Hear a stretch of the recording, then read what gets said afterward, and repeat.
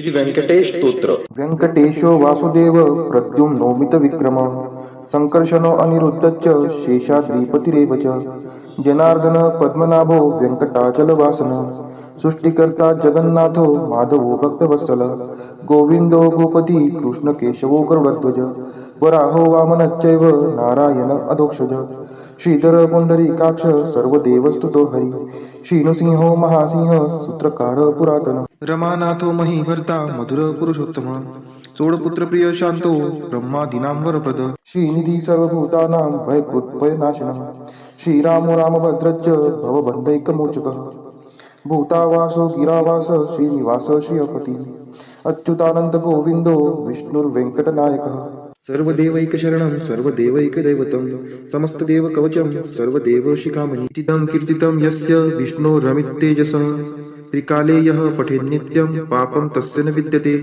राजद्वारे पठेद्घोरे संग्रामे रिपुसङ्कटे भूतसर्पपिशाचादि भयं नास्ति कदाचन अपुत्रो लभते पुत्रान् निर्धनो धनवान् भवेत् रोगार्तो मुच्यते रोगात् बद्धो मुच्येत बन्धनात् यद्यदिष्टितमं लोके तत्तत् प्राप्नोत्य संशयः ऐश्वर्यराजसम्मानं भक्तिमुक्तिफलप्रदं विष्णोर्लोकैकसोपानं सर्वदुःखैकनाशनं सर्वैश्वर्यप्रदं नृणां सर्वमङ्गलकारकं मायावी परमानन्दं त्यक्त्वा व्यङ्कटमुत्तमं स्वामी पुष्करिणीतीरे रमया सह मोदते कल्याणाद्भुतगात्राय कामितार्थप्रदायिने श्रीमद्वेङ्कटनाथाय श्रीनिवासाय ते नमः वेङ्कटाद्रिसमं स्थानं ब्रह्माण्डे नास्ति किञ्चन वेङ्कटेशसमो देवो न भूतो न भविष्यति इति ब्रह्माण्डपुराणे ब्रह्मनारद संवादे श्री वेंकट स्तोत्रम संपूर्ण श्री सुक्त हरि ओम हिरण्यवर्णां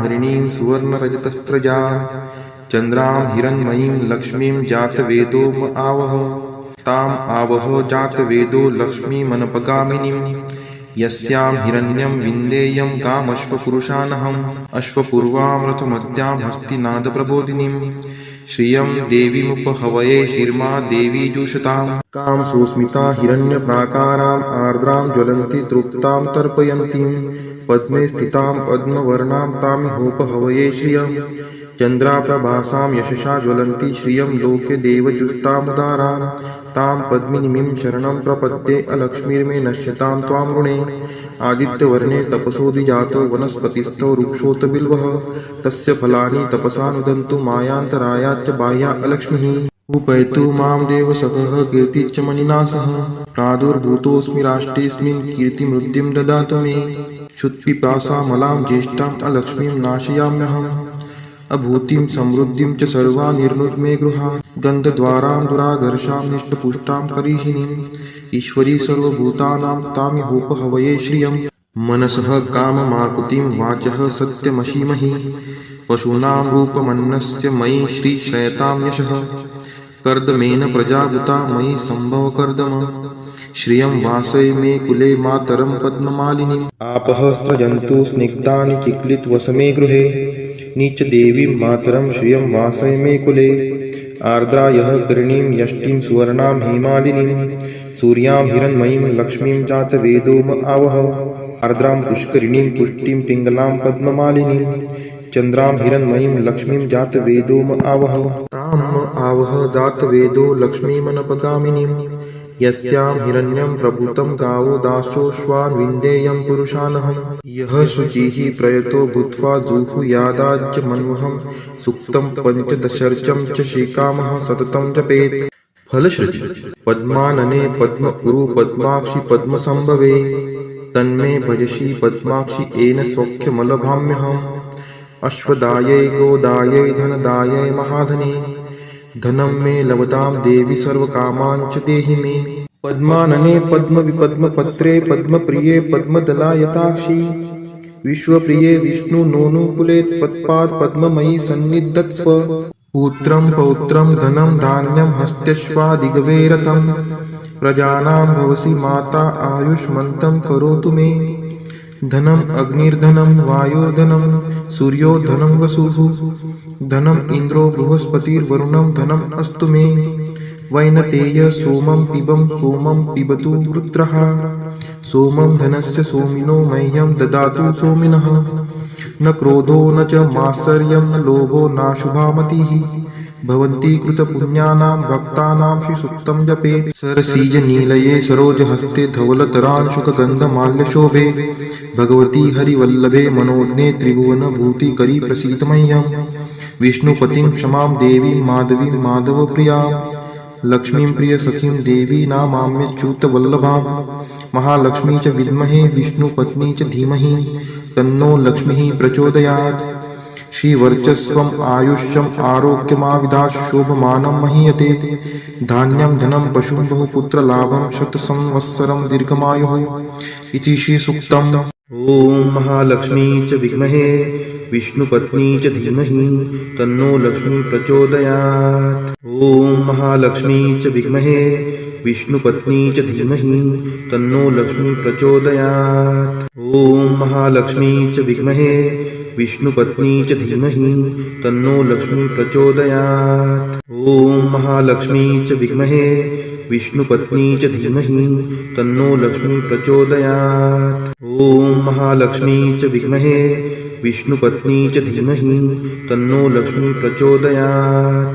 ॐ महालक्ष्मी च विद्महे विष्णुपत्नी च धीमहि तन्नो लक्ष्मी प्रचोदयात्।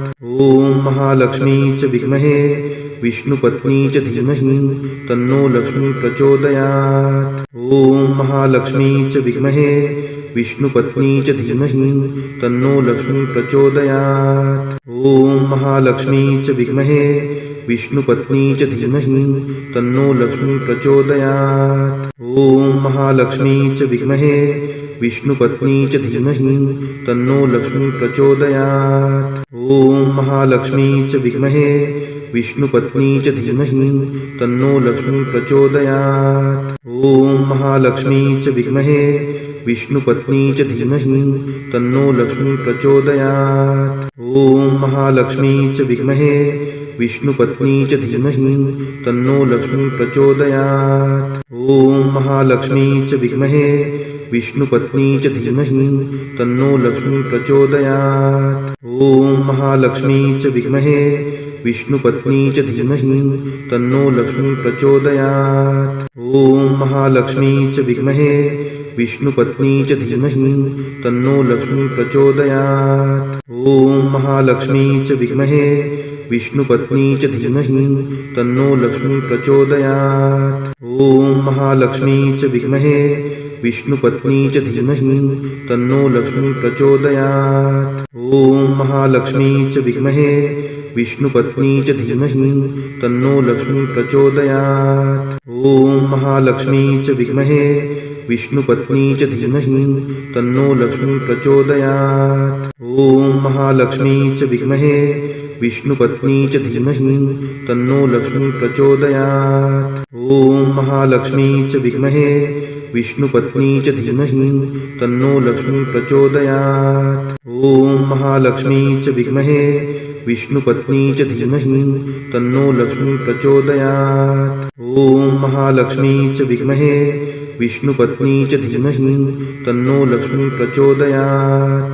ॐ नारायणाय विद्महे वासुदेवाय धीमहि तन्नो विष्णु प्रचोदयात्।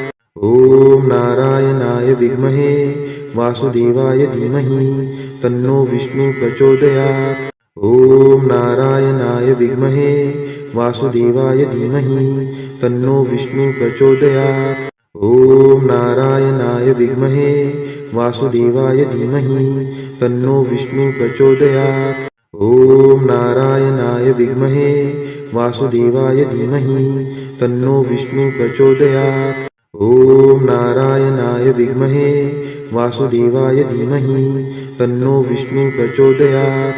ॐ नारायणाय विद्महे वासुदेवाय धीमहि तन्नो विष्णु प्रचोदयात्। ॐ नारायणाय विद्महे वासुदेवाय धीमहि तन्नो विष्णु प्रचोदयात्। ॐ नारायणाय विद्महे वासुदेवाय धीमहि तन्नो विष्णु प्रचोदयात्। ॐ नारायणाय विद्महे